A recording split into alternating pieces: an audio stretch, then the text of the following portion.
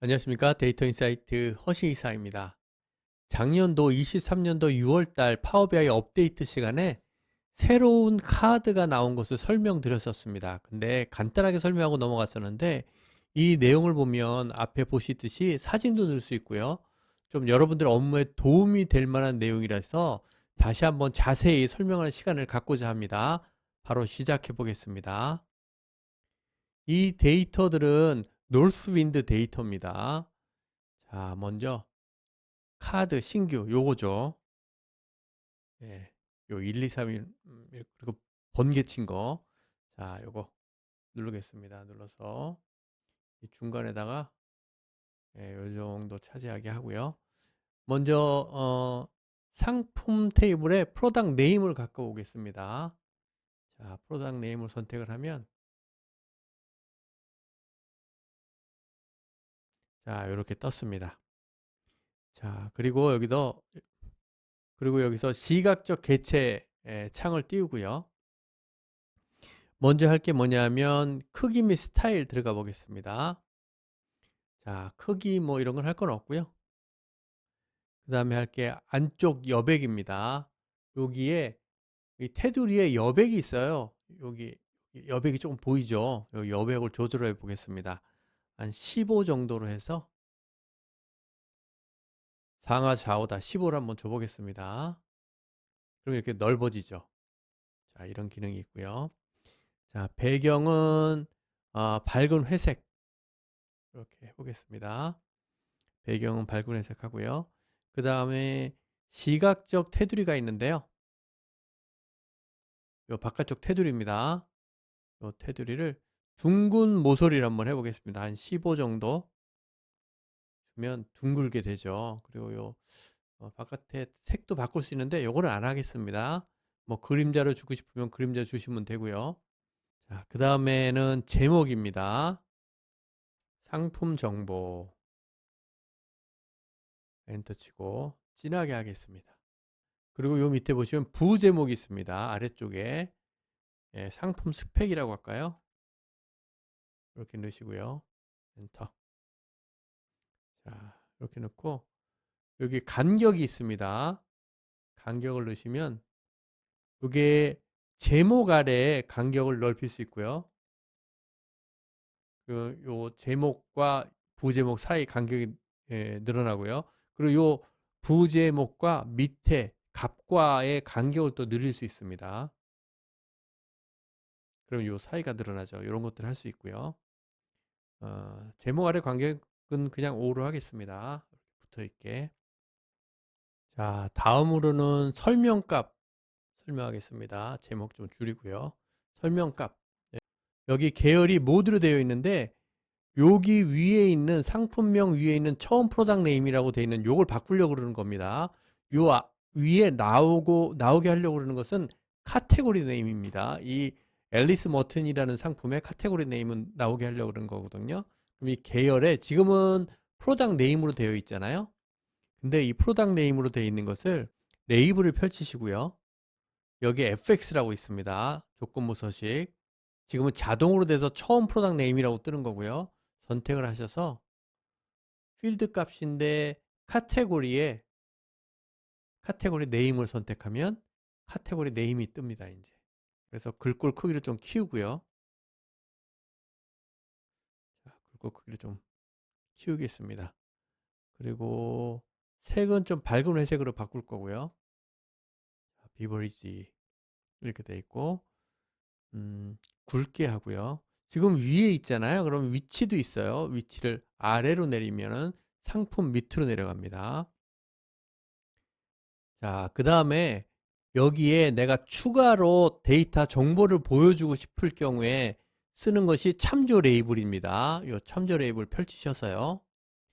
테이블에 있는 데이터를 추가하겠습니다. 상품 정보를 몇 개를 추가할 텐데요.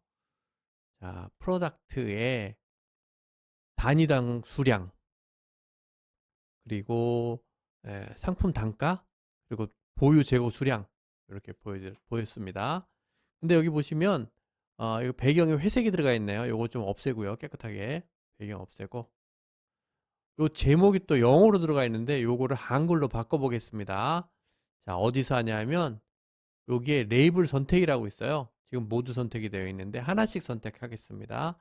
요 레이블에 지금 필드 이름이잖아요. 필드 이름이 아니라 이름을 내가 사용자 지정으로 바꾸겠다. 그래서 여기다가 단위당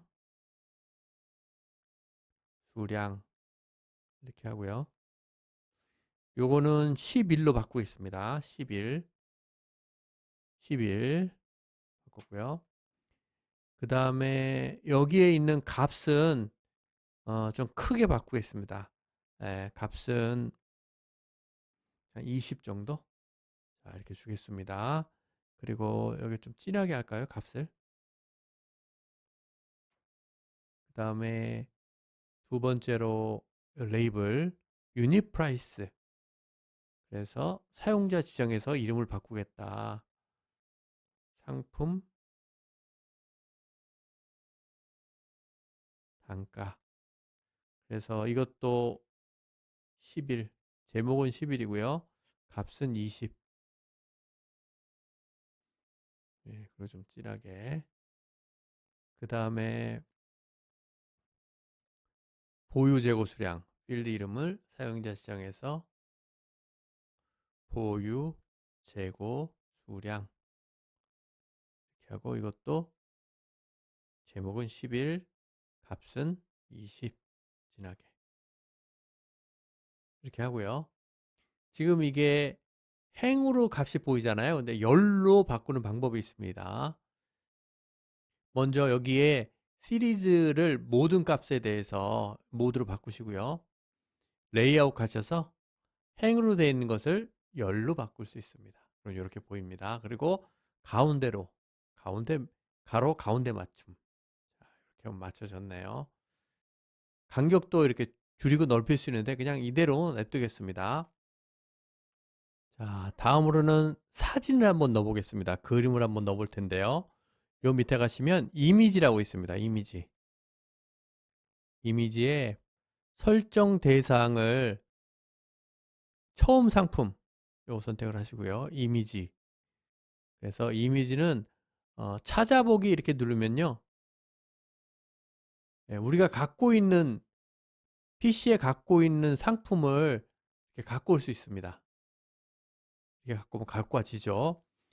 근데 또 한 가지가 있어요. 이미지 URL이라고 있어요. 이미지 URL은 뭐냐면 여기 조건부 서식 누르면요.